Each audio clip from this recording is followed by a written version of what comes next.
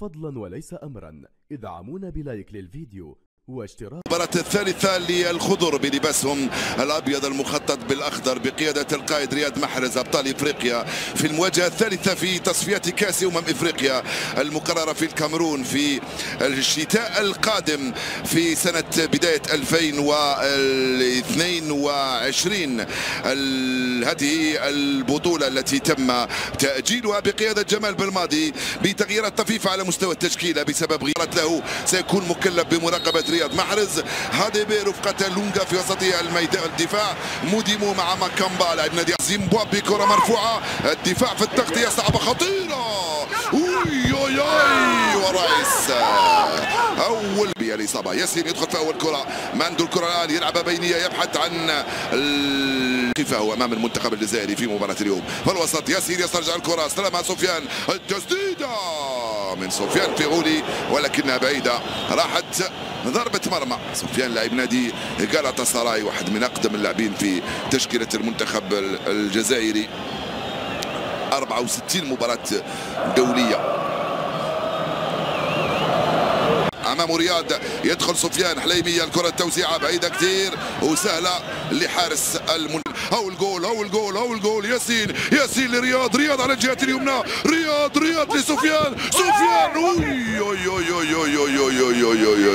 ياسين لرياض ورياض لسفيان. ابراهيمي مازال يرجع لرياض، دخل ياسين يحاول يمر، رياض خطيرة، بابا الحارس.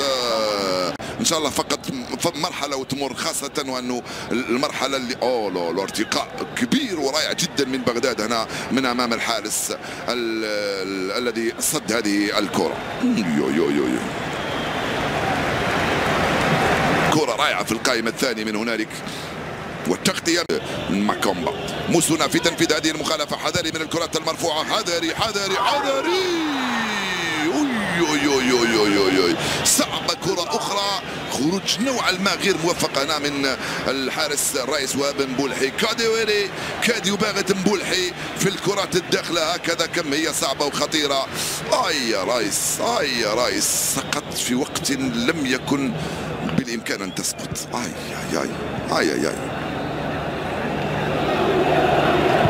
توصلوا، دخل رامي، ياسين يغراوغ، راسين يدخل، راسين راح، ياسين رامي ياسين، رياض صار يروح من هنالك، ياسين صار يجي من هنا. المهم اننا نبحث عن الثغره ونبحث عن فك الشفره ونبحث عن الهدف الاول. رامي بالسبعيني والتوزيع والدفاع يتدخل المنتخب الجزائري، رياض يستعد لتنفيذ هذه المخالفه، رياض وياسين والدفاع يصد هذه الكره وترجع لمهدي عبيد مره ثانيه، ترجع له هاديبي وترجع كذلك للاعب زيمورا. بعيد الكره هذه لبغداد، بونجاح، بغداد وصلت لسفيان وراح سفيان، انطلق سفيان، كره خطيره، سفيان ورياض، التسديده، جول، بابا جول، سفيان وبغداد وجول. تهتز الشباك عند الدقيقة 31، تسديدة أرضية زاحفة من سفيان، وبغداد يلحق بها في المكان المناسب ويسجل هدفه ال16 في الدقيقة 31. يا سلام عليك يا بغداد في المتابعة، ومع ذلك الجمال بالماضي لا تخفى عليه خافية، نسي الهدف ونسي اللعبة ويركز مع طهرات والملاحظات في اتجاه طهرات. سفيان يسدد بقوة، الحارس يصد، وبغداد في المكان والوقت المناسبين يسجل الهدف الأول لصالح المنتخب الجزائري. 1-0 للخضر عند الدقيقة 31. اهتزت الشباك في نهاية المطاف، طال الزمن أو قصر، كان لابد للشباك أن تهتز. نعم كان لابد للشباك أن تهتز بهكذا الشكل أو بشكل آخر.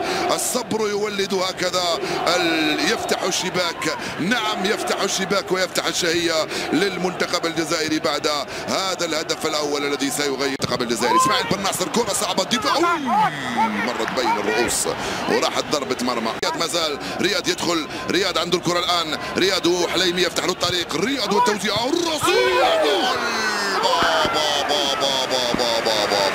الرصية وجول يا سفيان. الهدف الثاني عند الدقيقة 43. لك كافيار وسمك من النوع الرفيع يا سفيان. رياض حقق فوز راس سفيان، والهدف الثاني للمنتخب الجزائري. هدفان مقابل 0 صارت النتيجة، من دون ضغط كبير، من دون فرص كثيرة، من دون وبصبر كبير. كرة رياض في اتجاه سفيان على الجهة اليسرى من مرمى شيبيزيزي. هدفان مقابل 0 صارت النتيجة الآن للخضر أمام الصفر. لا لا لا لا لا، رائعة الكرة، رائعة كرة رياض في اتجاه راس سفيان من دون مراقبة وفي وضعية غير وضعية تسلل ليأتي الهدف الثاني. شوفوا النتائج تاع التمايل الياسين. ياسين يلعب لبناصر، ادخل بالناصر بغداد وياسين ماكامبي موسوا كيديويري بيلات وكارورو في الجهة اليسرى. بينما المنتخب الجزائري لمن فاتته مجريات بعد الدقائق الأولى من عمر الشوط الأول الكرة مرفوعة خطيرة مرت سلامات. يتقدم هو محي الدين مفتاح ب 77 مباراة، وقبله عبد الحفيظ تصفاوت وجمال مناد ب 79 مباراة. قريب يقترب. رائع الكرة هذه. رامي بن سبعين الاسماعيلي في هذه المخالفة. اليوم انت تزعج لبغداد. بغداد ارضية. الدفاع يلعب في مولدافيا. موديمو هاي خطيرة هاي خطيرة هاي خطيرة هاي خطيرة هاي خطيرة هاي خطيرة. وكاديويري كاد يفعلها من امام رايس وهاب مبولحي، يخرجها في الركنية في كرة كانت صعبة وحرجة على مرمى المنتخب الجزائري من كاديويري. التغطية الدفاعية من عيسى مندي، التفوق في الكرات العالية. رايس على مرتين يتفوق في هذه الكرة حتى في المجال صعبة الكرة هذه وخطيرة مرة سلام. المنتخب الجزائري رياض جول.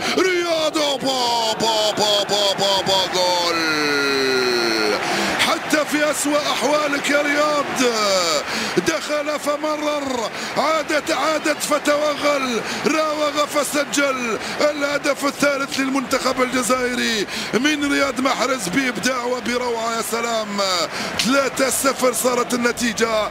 جاءت واحدة من الحلول هي إضافة هدف ثاني، استلمها ومررها، رجعت له الكرة فراوغ، دخل على مرتين ورفعها بروعة مسجلا الهدف الثالث للمنتخب الجزائري. إنه الهدف السابع عشر لرياض في مباراته رقم 60 مع المنتخب الجزائري. يفعلها ويسجل بالثلاثة. الجزائريون يضربون منتخب زيمبابوي حتى ولو لم يكونوا في أحسن أحوالهم. هكذا هي الكرة وهكذا هي الفعالية عندما لا تكون في أفضل أحوالك وتسجل وتفوز بالثلاثة، فما بالك عندما التغطية الدفاعية عن طريق جمال بالعمري، انطلاقة لصالح ناصر. خطيرة. جول. وضعية تسلل أم لا؟ جول أول لمنتخب زيمبابوي من كاديويري، يسجل الهدف الأول عند الدقيقة 89. صارت النتيجة 3-1 وبروعة سجلها كاديويري فوق رأس جمال رايس وهاب مبولحي عند الدقيقة 24 من عمر المباراة. كانت فيه وضعية تسلل أم لا؟ مشكوك فيها على كل حال هاي اللعبة. نرجع شوية نشوف إذا كان فيه وضعية تسلل أم لا. أعتقد بأنه كانت فيه وضعية تسلل.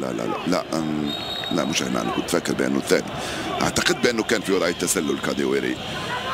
في هذه هي الكرة وجد نفسه وجها لوجه من أمام رايس وهاب مبولحي وتمكن من مباغتة.